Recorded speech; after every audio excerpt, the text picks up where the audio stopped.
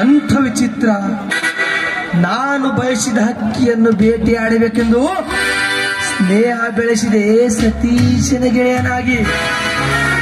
ಆದರೆ ಸತೀಶ ನನ್ನ ಗೆಳೆಯ, ಅವನ ಹೆಂಡತಿ ಸುಂದರಿ. ಸುಂದರಿ ಅಷ್ಟೇ ಅಲ್ಲ, ಸುರಲೋಕ ಸುಂದರಿ.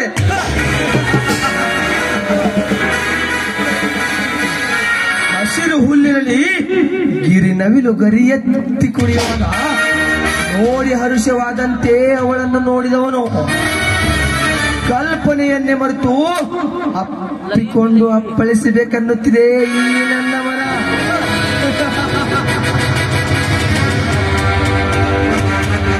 ಆದರೆ ಸತೀಶ ನನ್ನ ಗೆಳೆಯ.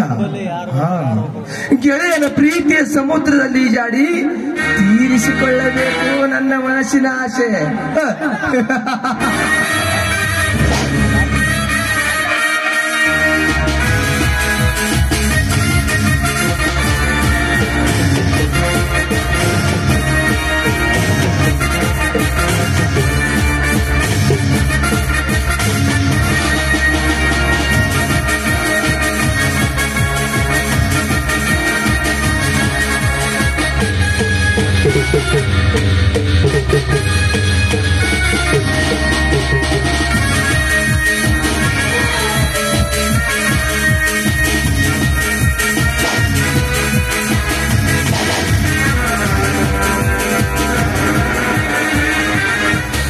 ನಮಸ್ಕಾರ ಶ್ರೀಮಂತರೇ.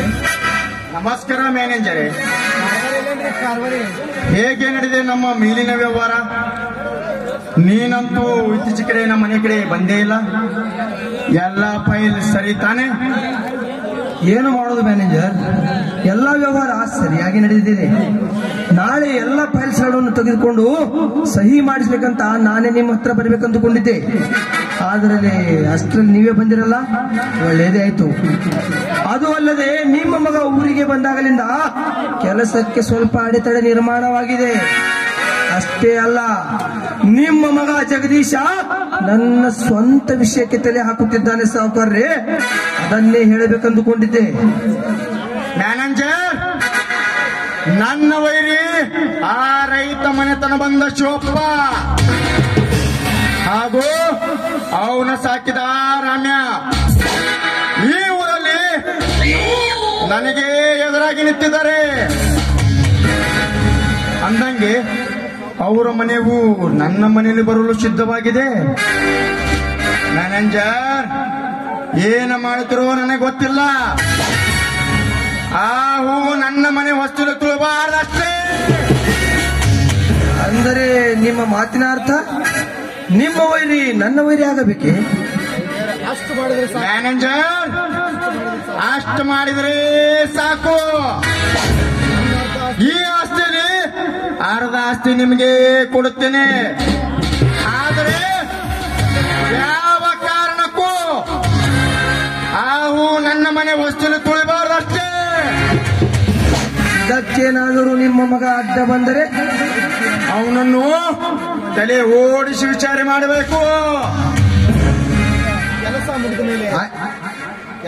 ಶಟ್ರೆ, ಕೆಲಸ ಮುಗಿದ ಮೇಲೆ ಹೊಲಸ ರಂಡಿಯವರು. ಏಕೆಂದರೆ ನಾನು ಯಾವುದಕ್ಕೂ ಹೆಸವನಲ್ಲ. ಮ್ಯಾನೇಜರ್, ಕೊಟ್ಟ ಮಾತಿಗೆ ಎಂದೂ ತಪ್ಪೋನಲ್ಲ, ಬೇಡದಾಟ ಎಂದೂ ಬಿಟ್ಟೋನಲ್ಲ ಈ ಧರ್ಮರಾಜ. ನೋಡಿ ಶ್ರೀಮಂತರೇ, ನಾನು ಯಾವ ಸಮಯದಲ್ಲಿ ಬೇಕಾದರೂ ನಿಮ್ಮ ಮನೆಗೆ ಹೋಗಬಹುದು. ಇದಕ್ಕೇನಾದರೂ ನಿಮ್ಮ ಮಗ ಅಡ್ಡ ಬಂದರೆ ನೀವೇ ಜವಾಬ್ದಾರರು. ಹೋಗು ಶೆಟ್ಟಿ, ನಾನಿನ್ನು ಬರುತ್ತೇನೆ.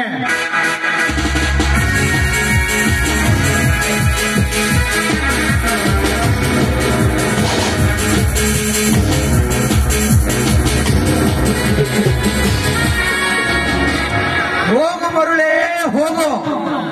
ಧರ್ಮರಾಜ್, ನೀನಿಟ್ಟ ಬಾಂಬಿನಿಂದ ನಿನ್ನ ಮನೆಗೆ ಬೆಂಕಿ ಇಟ್ಟು ನಿನ್ನ ಸರ್ವ ಆಸ್ತಿಗೆ ನಾನೇ ಒಡೆಯನಾಗಿ ಮೆರೆಯದಿದ್ದರೆ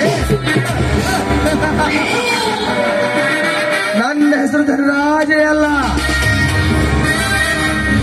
ಧರ್ಮರಾಜ್ ಪಣತಿ ನಿನ್ನದು, ಎಣ್ಣೆಯೂ ನಿನ್ನದು, ಅದರೊಳಗಿರುವ ಬತ್ತಿಯೂ ನಿನ್ನದು. ಆದರೆ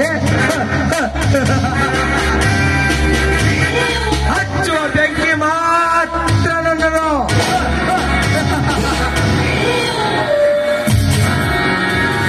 ಸವಿತಾ, ಹಿಂದೊಮ್ಮೆ ನೀನು ಬುದ್ಧಿವಂತಿಕೆಯಿಂದ ಪಾರಾಗಿ ಹೋದೆ.